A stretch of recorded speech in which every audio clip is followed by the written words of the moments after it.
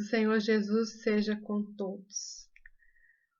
Hoje o nosso tema é Deus é luz e nele não há trevas. Nós vamos ler a primeira carta de João, capítulo 1, versículos de 5 a 7.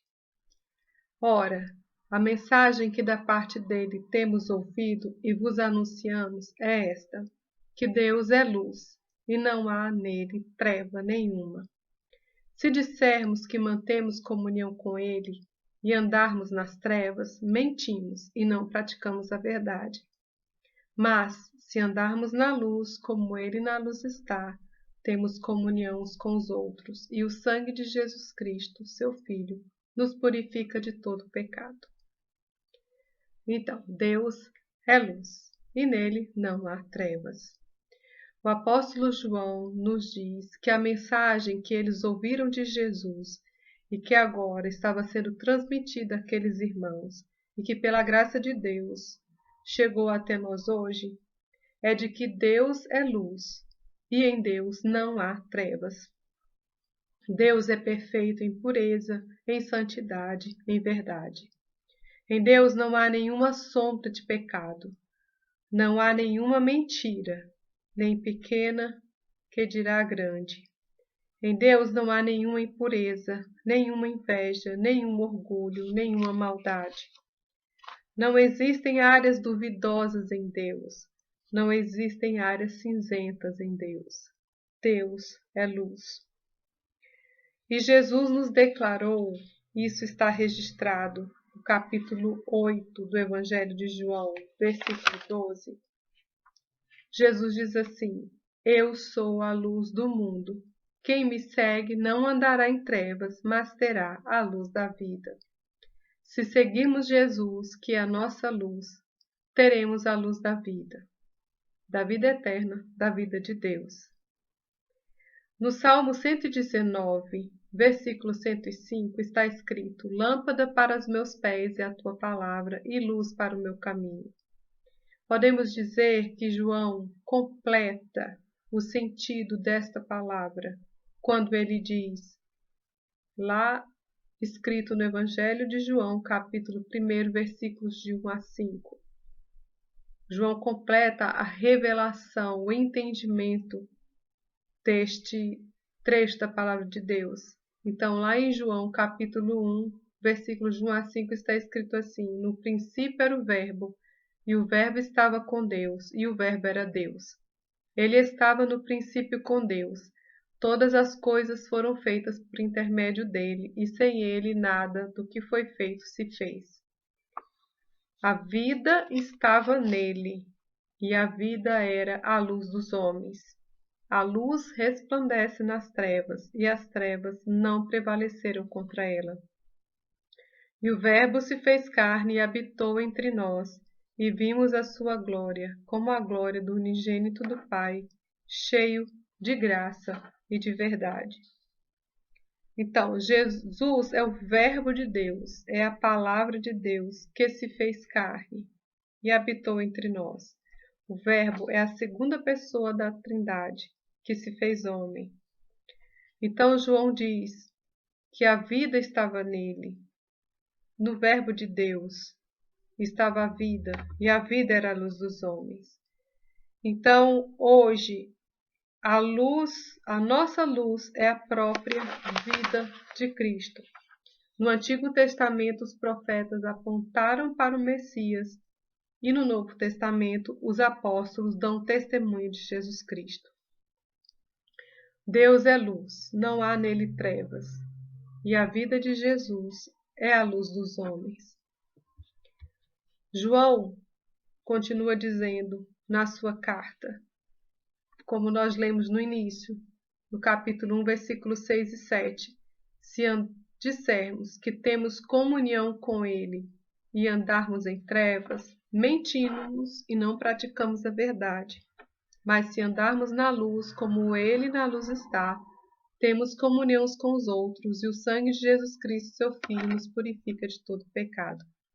Um aspecto importante de andar na luz, então, irmãs, é a comunhão com Deus e com os irmãos. Se queremos ter comunhão com Deus, nós devemos andar na luz. Se queremos ter comunhão com nossos irmãos, também é preciso andarmos na luz. Se andarmos em trevas, pecando voluntariamente, sem interesse de combater o pecado em nós, tendo uma atitude relaxada em relação ao pecado, então não teremos comunhão com Deus. E a comunhão com Deus é algo fundamental nestes últimos dias que estamos vivendo. É fundamental para a paz, para a quietude do nosso coração. Deus é luz. A vida de Jesus é a luz dos homens e precisamos andar nessa luz para termos comunhão com Deus e com os nossos irmãos. Um outro aspecto de andar na luz é que quanto mais nos aproximamos da luz, ou seja, quanto mais nos aproximamos de Deus, quanto mais conhecemos Deus, quanto mais conhecemos Jesus Cristo, mais o nosso próprio pecado fica evidente para nós. Essa foi a experiência, por exemplo, que Isaías teve. Isaías registra ali no seu livro, no capítulo 6, nos versículos de 1 a 5, ele diz que ele viu o Senhor assentado sobre um alto e sublime trono, e a cauda do seu manto enchia o templo. E daí Isaías descreve aquela visão maravilhosa que ele vê de Deus. E, por exemplo, no versículo 3 fala assim, que os serafins clamavam: Santo, Santo, Santo é o Senhor dos exércitos, toda a terra está cheia da sua glória. Então, no versículo 5, Isaías fala: Ai de mim, porque estou perdido, porque sou um homem de lábios impuros e habito no meio de um povo de impuros lábios. Os meus olhos viram o Rei, o Senhor dos exércitos. Diante daquela visão maravilhosa que ele teve da glória de Deus, Isaías viu o seu próprio pecado e se reconheceu ali pecador diante de Deus. Então, o pecado, irmãs, é algo que precisa ser levado muito a sério na nossa vida. Jesus fez uma declaração muito interessante que está registrada em João, capítulo 14, versículo 30. Jesus diz assim: Já não falarei muito convosco, porque vem aí o príncipe do mundo, e ele nada tem em mim. Então Jesus disse: o príncipe deste mundo, que é Satanás, não tem nada em mim. Poderíamos dizer assim: Jesus disse que não há nada que tenha origem no diabo que estivesse nele. Não havia nada do príncipe das trevas em Jesus. Por isso também Satanás não tinha nenhum poder sobre Jesus. Então, qual deve ser o nosso tratamento em relação a estar em trevas, estar em impureza e em pecado? Obviamente que devemos seguir o exemplo do nosso Mestre, de andar na luz, de rejeitar as obras das trevas, de rejeitar o pecado. Jesus ainda explica um pouco mais sobre esse assunto, e João registra isso no capítulo 3 do seu Evangelho, versículos 19 a 21.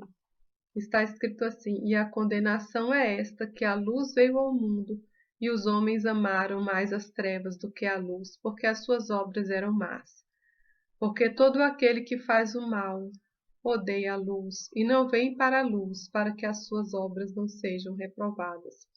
Mas quem pratica a verdade vem para a luz, a fim de que as suas obras sejam manifestas, porque são feitas em Deus. Jesus está dizendo que quem gosta de andar em trevas não se achega para a luz, para que não fique evidente as suas más obras.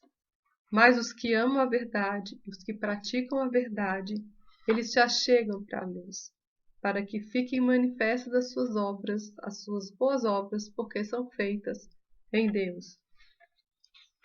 Agora, nós lemos ainda na primeira carta de João, agora no capítulo 2, versículos 1 e 2, E João fala assim: filhinhos meus, estas coisas vos escrevo para que não pequeis.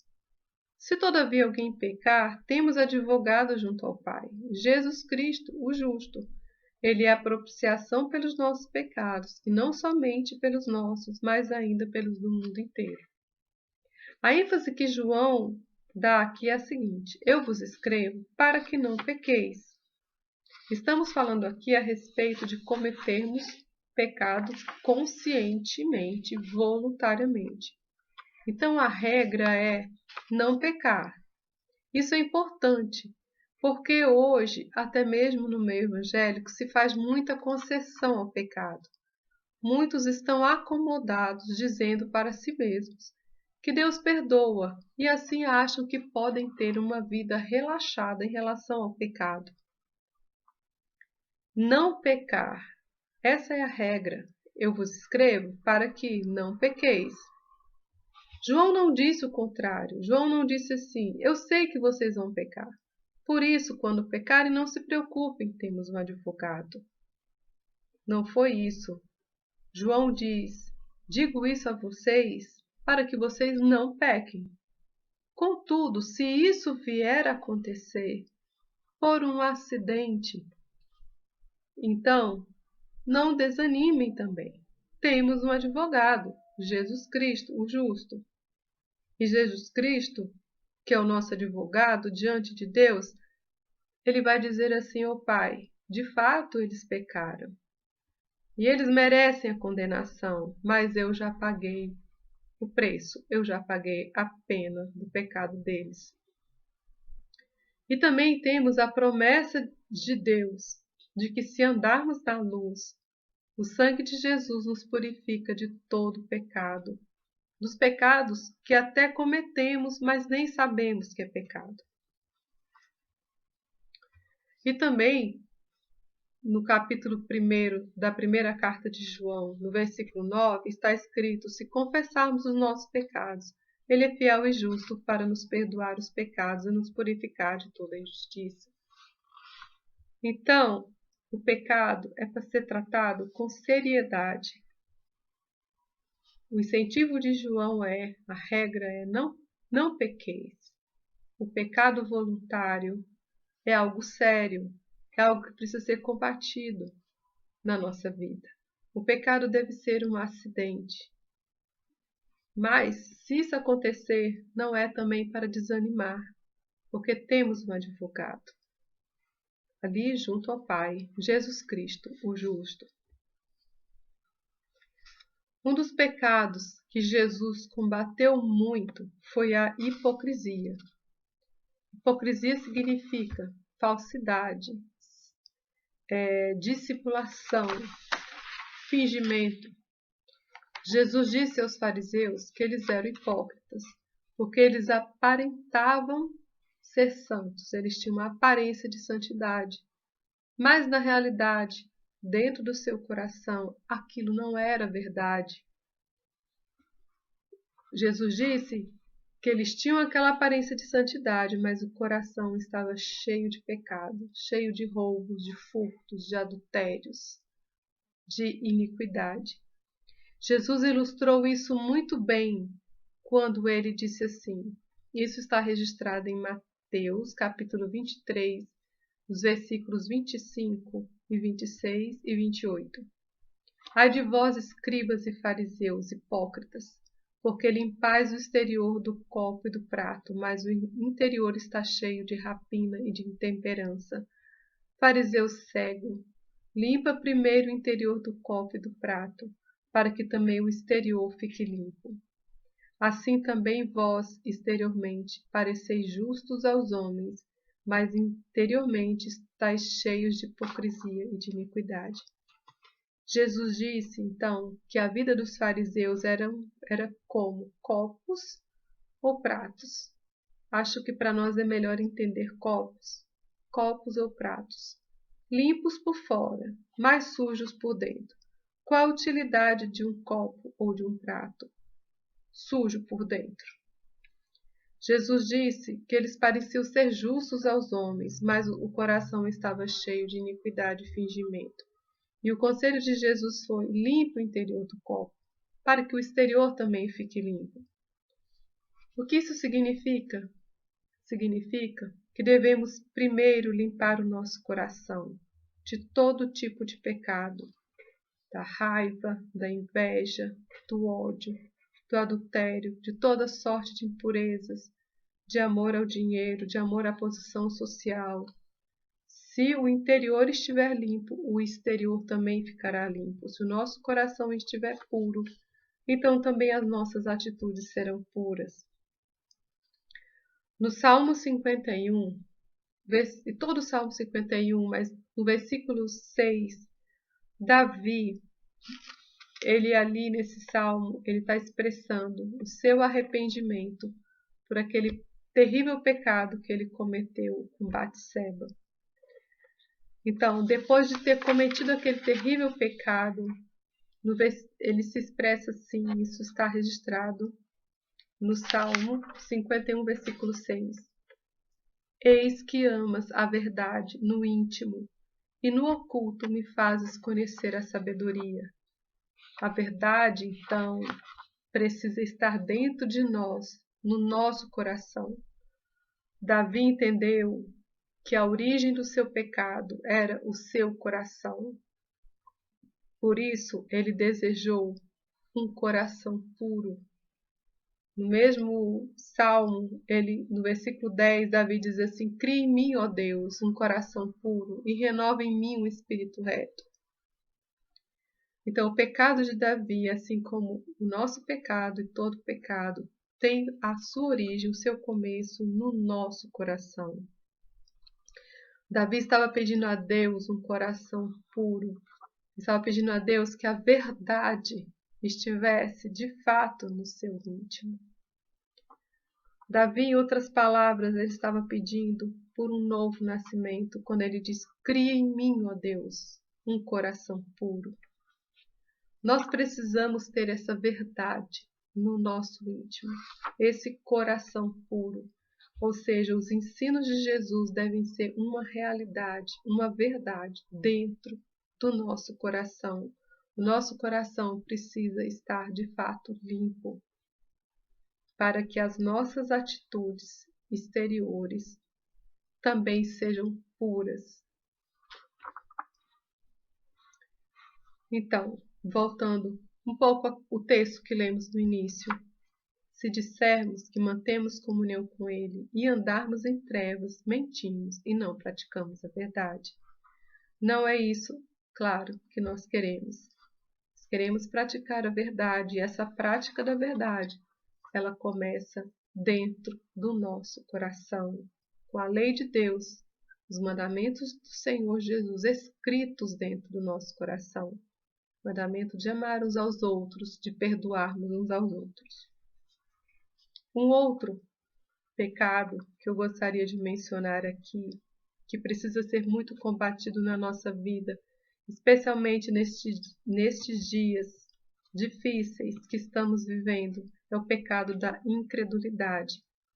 A incredulidade é a causa raiz de muitos dos nossos males, especialmente das nossas ansiedades, depressões, reclamações e murmurações. Nós temos uma propensão à incredulidade, que herdamos de Adão.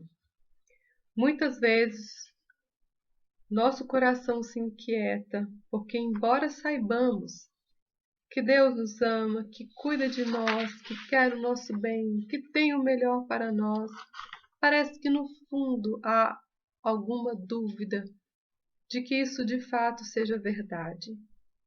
Daí ficamos inseguras, inquietas, nos sentimos injustiçadas, ficamos deprimidas. Isso precisa ser combatido, trazendo à memória os muitos versículos que nos mostram o amor, a bondade e o cuidado de Deus em relação a nós. Um desses versículos maravilhosos está registrado em João, do capítulo 14, versículos de 1 a 3, quando o próprio Jesus diz assim: não se turbe o vosso coração, credes em Deus, crede também em mim. Na casa de meu pai há muitas moradas. Se não fosse assim, eu vou-lo teria dito, vou preparar-vos lugar. E quando eu for e vos preparar lugar, virei outra vez, e vos levarei para mim mesmo, para que onde eu estiver, estejais vós também. Essas maravilhosas palavras de Jesus são um apelo veemente para nós, um apelo para que creiamos em Deus, no seu amor, na sua bondade, para que creiamos nele e nas suas maravilhosas palavras. Jesus está dizendo assim: não permita que o seu coração fique perturbado, confuso, inquieto. Não se inquiete. Não permita que a depressão e a tristeza tomem conta de você. Creia em Deus. Creia em mim. Eu estou cuidando de vocês e preparando uma maravilhosa morada para vocês.